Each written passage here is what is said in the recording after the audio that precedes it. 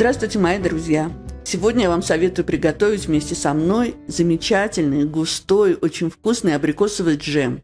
Мы его будем готовить без загустителей, без пектина, без агар-агара. Он прекрасно подходит в качестве начинки для пирогов, для прослойки тортов, да и на завтрак тост из белого хлеба с этим джемом очень вкусно.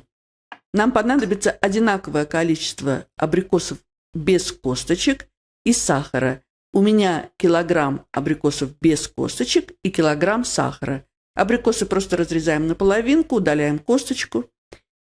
В кастрюле с толстым дном или в сотейнике, как у меня, мы добавляем 3 столовые ложки воды, выкладываем туда наши очищенные абрикосы килограмм и всыпаем 1/4 часть от общего веса сахара, то есть 250 грамм. И 5 минут на среднем огне мы варим наши абрикосы.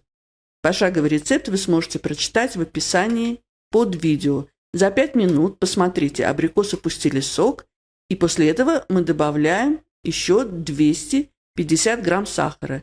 Все помешиваем на среднем огне, варим 5 минут. Появившуюся пенку мы удаляем. Я еще добавляю 1/3 чайной ложки лимонной кислоты, чтобы наш джем был красивого цвета. Проварили 5 минут, добавляем следующие 250 грамм сахара. Посмотрите, как меняется вид нашего джема. Вы видите, он уже совершенно по-другому выглядит. Варим 5 минут и добавляем последние 250 грамм сахара. И 5 минут варим на огне ниже среднего. Я заранее поставила в холодильник тарелочку, на которой я буду проверять готовность нашего джема. Вы видите, как он загустел уже. Обязательно убираем пенку. И сейчас мы проверим.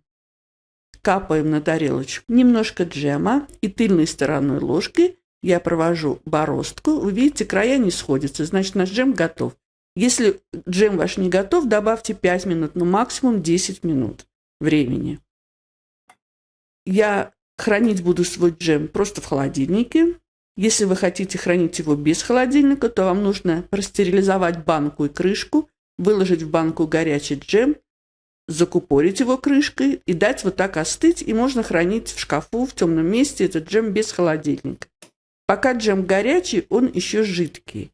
Но после того, как он остынет, вы увидите, какой он получается густой. Вот у меня джем простоял ночь, и вот сейчас посмотрите, вы видите, каким густым он стал.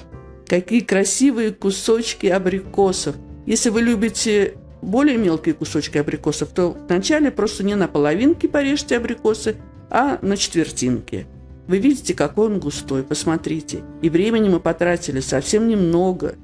А представляете, как это вкусно на кусочек белого хлеба или тоста намазать этот джем. Друзья мои, я вам очень советую приготовить эту вкусноту.